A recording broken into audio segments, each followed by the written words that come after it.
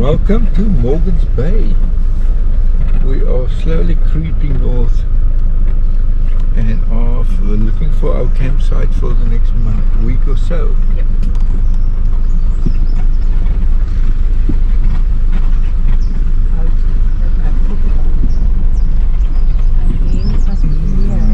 There we go, Morgan Bay camping.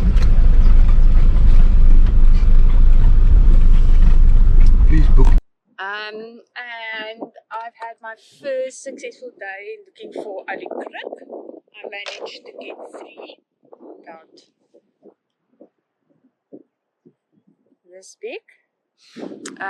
Size is 63.5 millimeters, so they are size. What I've done now is I've just cooked them for 15 minutes in boiling water, and now I am supposed to just chuck them out like this.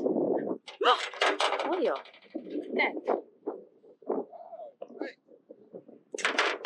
What an odd little creature. So he's got a little shell. He's got a shell there, and then I think this is his intestines. Okay. Other one.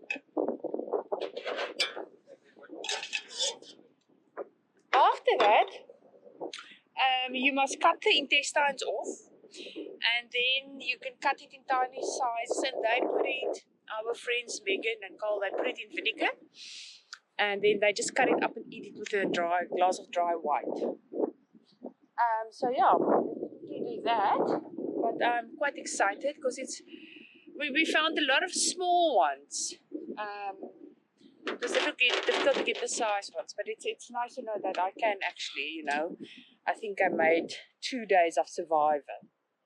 I could feed myself. Can you take the guts out? That's a bigger... Yeah, well, I'm going to take it out now. I'm going to put you on pause. And then... So you just chuck it out. Like this. Ocean fresh.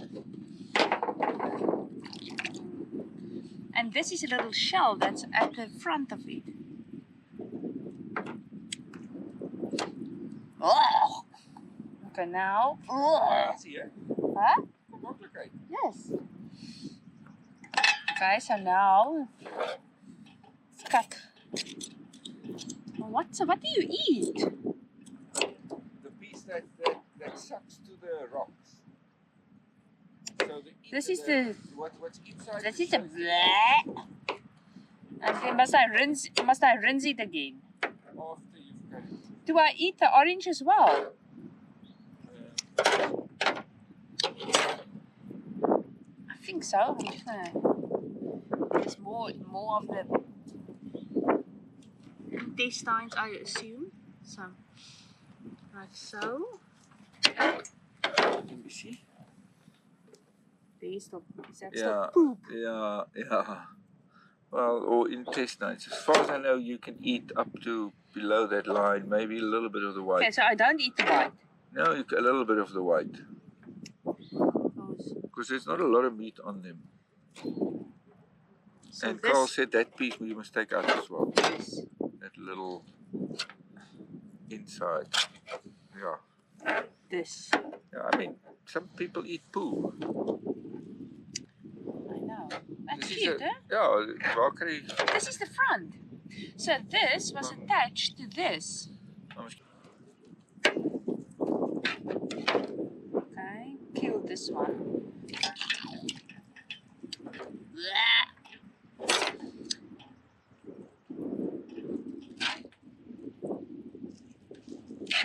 Okay, got it out.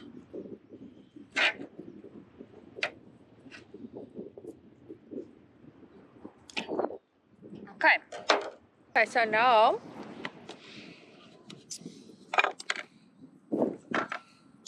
we just cut it up in very small pieces, and you can either eat it with pasta, or some people put it in vinegar, but you can also just eat it as is because it's already cooked, like this. And what's your opinion? It's a very wild taste. Eh? Yeah. It tastes a bit like crayfish, I think. It's nice and soft. This it. It's lekker. It's less rubbery than I remembered. Yeah. Yeah, so definitely. Maybe in pasta, if you want to do like a seafood pasta, something with mussels. It will be nice. Okay, that's that. I don't know if there's going to be anything left. No, not at this rate. Corinne's Ali Crook missions kept being much more successful than our fishing, but we spent a few blissful days at Morgan's Bay, relaxing by the lagoon, trying to fish, watching the sunrise and watching the sunset. It was the perfect place to camp, and we were really getting into the swing of our beach camping safari on the east coast of Africa. So much fun. Good morning from Kaimouth, and in my opinion, one of the most exciting legs of our beach safari. We are now entering the wild coast. Are you excited to eat crayfish Ali Crook and catch fish yes. successfully? Yeah. So far, as you've seen, the strike rate on the fishing hasn't been very good, but now the countryside is getting more wild, less populated. The campsites are Abandoned. Yes. Yes. It's closed, unfortunately. Yeah, so this was our first wild camp of the trip. Really nice. Yeah. I don't know what went wrong here. Yeah. I assume there's nicer campsites just next door at Morgan Bay, and people just opt to go there because you don't have a sea view here. But this is, I mean, they renovated they were halfway renovating the facilities, and then everything collapsed. Yeah, beautiful coral trees. We're seeing more and more coral trees with flowers. And what's this, a rubber tree? I'm not sure, it could be a ficus, huh? No, it's not a ficus. Not The leaves are too big for ficus. Yeah, but yeah, so facilities will become less luxurious, but the countryside will become prettier and the coast wilder. But yeah, so this morning we are crossing the Great Kai River on another ferry, and then we will see what happens. It's going to become more difficult to follow the coast, but we will do our best, and we will take you along. Let's go. I'm not sure if they're running two or if it's the same one. Here's his size. You see, pricing per crossing one way. With ferry payment, pay on the ferry and get a receipt. Yeah, for them to come out.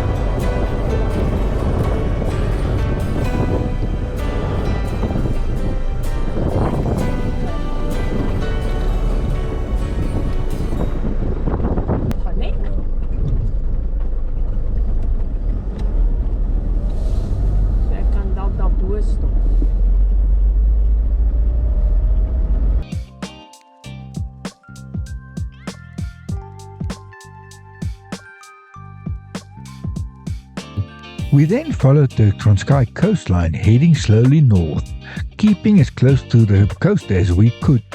Our next stop was Transkei's Hotel, a hotel, resort and a little campsite where you could camp right by the beach. We could not wait to try our hand at fishing again. This morning we have live bait, we have the energy, still don't have any knowledge, but we are going fishing. We are willing. Are you ready to get some alekrik? Yes. How many am I allowed to get every day? 5. 5. Sure. Let's go and find a way to the beach. Yes. And see if we can catch anything. Hold thumbs for us. Today we are going fishing. Yes, It's a beautiful campsite here at Transkei, and you can't see the ocean, but you can hear it constantly, and I think it's designed like that because it can get windy. Yeah, I think there's only like this little forest, a tiny 10-meter forest. I don't even think it's a sandbank. Yeah. No, I presume it's for the wind. Yeah. Vervet monkeys. Some interesting birds on it. Happy hunting. Papa. What? And she is searching for the alekrik and finding all sorts of other beautiful things in the rock pools.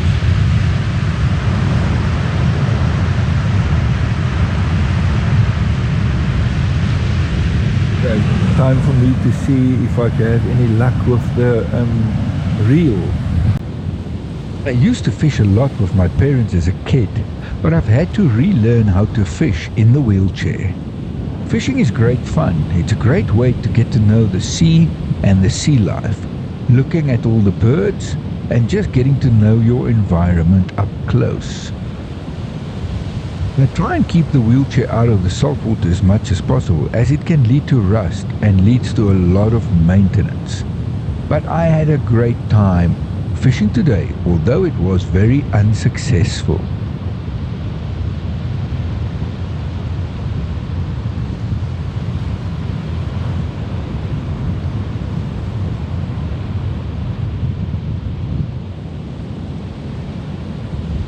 It was also great to see that the anti-poaching patrols were out that day. The chopper came past about 6 times while we were fishing, looking for poachers and trying to preserve the South African sea life. Day 2 of the fishing expedition, and it's getting serious, so Karine is going off on her own. I'm going to catch any fish. Hopefully, as long as it's more than yesterday. Yeah. You've got your bait. Yes. You've got your booties, Rig. you've got your rig Rig. and your reel My reel. and your motivation. Yes. Okay, See you. off you go. Don't come back without a fish. Oh Jesus. Can I take some cash too? No. No cheating. And as she leaves, the daily raiding party of Vervet monkeys has arrived. We do seem to be camping on their route. They normally start over there and then over the roof onto the lawn, and then later on they go that way. So we've obviously come and built our campsite right on their territory. But they are funny and fun to watch, and we do not feed them. They also haven't learned to raid the bins yet, which is great. Hopefully there's enough natural food for them so they don't have to steal from the humans. Or hopefully the humans haven't fed them in the past to teach them the bad manners. Today's experiment is to bake artisanal bread in a Dutch oven. Very challenging if you have wet wood that's very smoky. Making the bread is not that challenging, but getting the heat right can be quite difficult, especially if you have extremely wet wood. But I'm going to give it a bash and I'll show you guys how it turns out.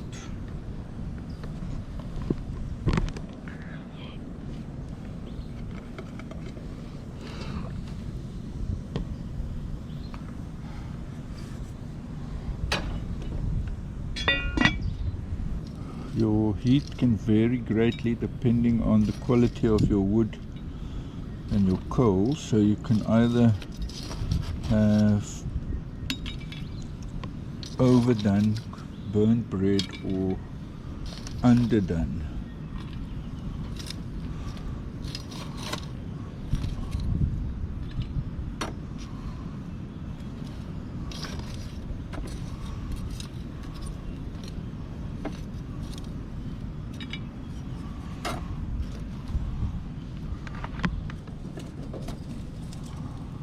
So here I'm prepping the next batch of coals for if I need more later.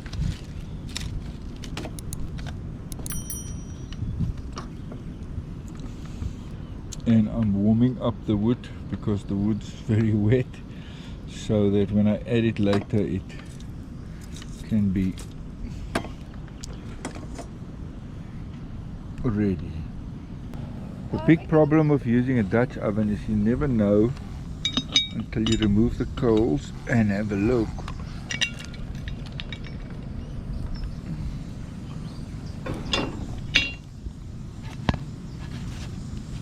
Oof, it's looking good. I need more heat on top. And it's time to see if it will be working. Get most of the ash away, otherwise you might mess in your... Ooh, I don't think I have to cook tonight. Oh, who's there? Fresh bread. They said you must knock, and if it feels empty... Does it feel empty? Yeah, but I think we must take a knife and stick it in there to see if it's fully cooked. Hold this thought.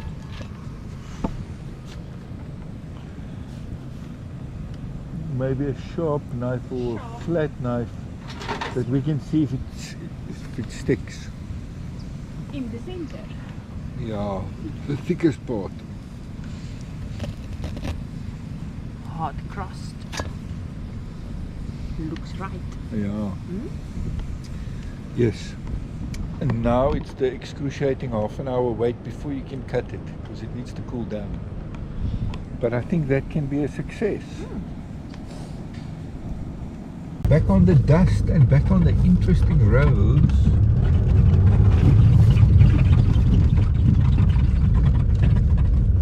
Passing through a dodgy bridge with a washed away bridge or two. And the roads are much more enjoyable and interesting.